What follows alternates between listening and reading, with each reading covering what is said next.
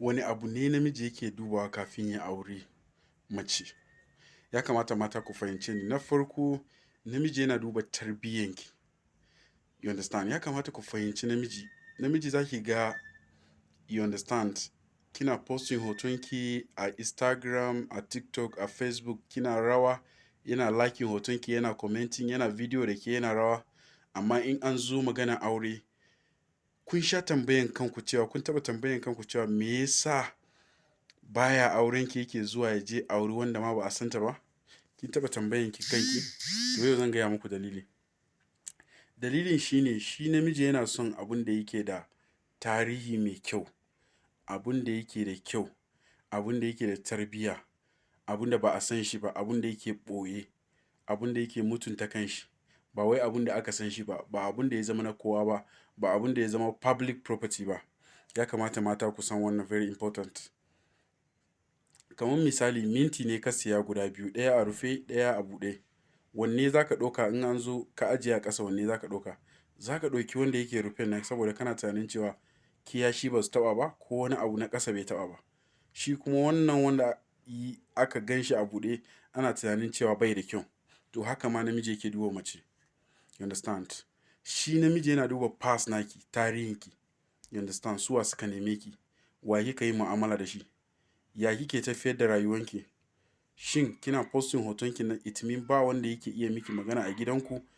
Gidanku babu tarbiyya shi yasa kike ta posting hotonki a social media, kowa yake ta liking, kike ta rawa, kike ta bayyana jikinki ba tare da kunya ko tsoro ko shakka ba.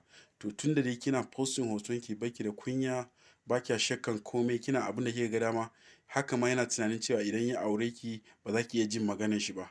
Kuma abu ne wanda yana tsoro ya ga cewa matan shi da yake alfahari ya aura wani ya santa. You understand? Abin tashin hankali ne wannan namiji. Ko da namijin ba mutumin kirki ba ne, shi namiji yana so matan shi ta zama mutumiyar kirki. You understand? Because yana son yaran shi su fito suna da tarbiyya. Haka namiji yake tunani. Ku mata kuna duba future ɗin namiji ne. Kuna duba future namiji shine me ya zama, waye shi, me zai zama. Mu kuma ba abun da muke dubawa ba. Ko kin fi gidanku ya fi kowa gidan talauci amma kuna da tarbiyya, kina mutunta kanki, ba kya fita kina zama a gida daga karatun addini sai gida sai zama a gida. It mean kina da tarbiyya, iyayenki, mamanki tana da tarbiyya, tana da tarihi mai kyau. To za mu duba past naki yana da kyau, za mu aure ki. You understand? Ya kamata mata ku san wannan, very important. Namiji ya kamata ku ringa fahimta, namiji yana tunani ne kaman wawa. Za ka ga a zahiri kaman bai san me yake ba, amma ya san me yake yi. Saboda yana da kaifin hankali, yana da kaifin tunani. Duk abin da namiji yake yana tunani. Kina posting hotonki. You understand? Yana nan, kina samun comment, kina liking, you understand? Kina rawa. Yana tunanin cewa yanda kike rawan nan a social media, imagine a ce kuma yanzu ya aure ki. A ce matan shi ne take rawa, ta yi rawa a da, tana bayyana jikin shi. Ya za a kalle shi? Ya society za su kalle shi? Ya mutane za su kalle shi? Ya za a yi magana a kan shi? Shi namiji a taƙaice baya so a ce matan shi ana magana a kanta ko kuma wani ma ya santa. Shi namiji baya so a ce ta san shi, wani ya santa. Ce an santa, wannan ba wani bane mai rawa a to baya so a ce matan shi tana da aibi. Ko da yana da aibi. Aibi ne a ce matan shi tana rawa a TikTok. Aibi ne a ce matan shi tana surutu a TikTok. Aibi ne a ce matan shi bata da kunya. Aibi ne a ce matan shi kowa ya santa saboda ta zama public property a gun namiji. Shi namiji yana son abun da ba a sani ba, abun da yake da tarihi mai kyau, abun da yake da mutunci, abun da yake zama a gida. You understand? Muna son tarihi mai kyau.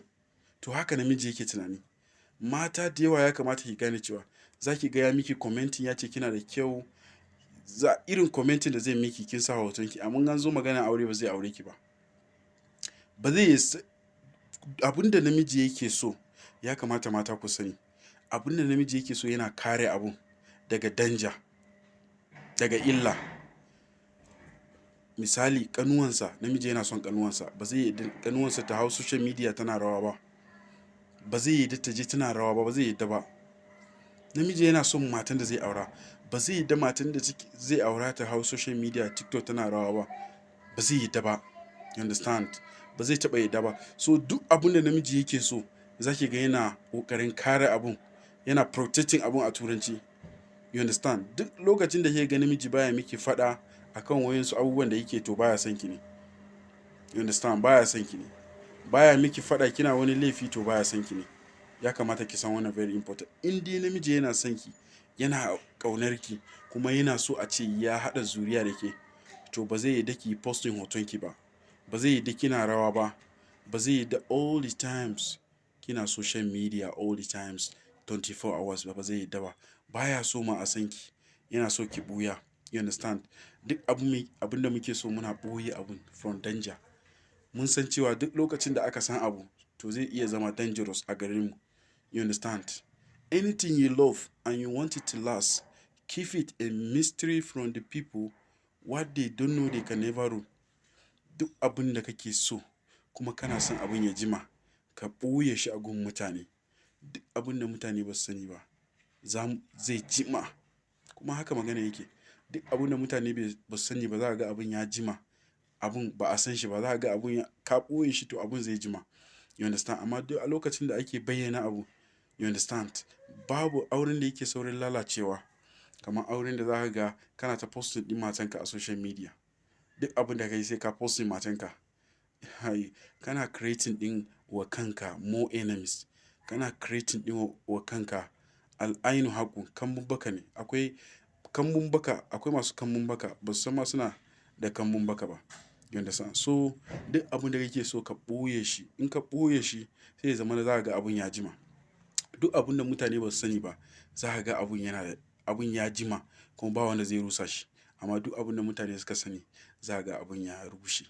You understand? So mata ya kamata ku sani, wannan ya zama muku izina. Duk in kin san cewa kina so ki yi aure ne, ki daina hawa social media. Ki ɓoye kanki. Ya zama na cewa ba wanda yake da wani labari a kanki, ba wanda zai iya faɗin magana a kanki. Ba ki da wani aibi. Insha Allahu za ki samu mijin aure. Amma kina zuwa social media kina ballagaza, kina yin abin da kike ga dama, to za ki ga abin da zai zo ya faru da ke. Allah sa mu dace. Duk wanda ya kalli wannan videos dina, da Allah akwai YouTube channel ina a ƙasan hotona a nan wurin. Ya shiga zai ga link guda biyu. Da Allah ya je ya danna min subscribing. Ya je ya subscribing YouTube channel ina. Videos dina yanzu duk za su koma YouTube insha Allah. Allah sa mu dace.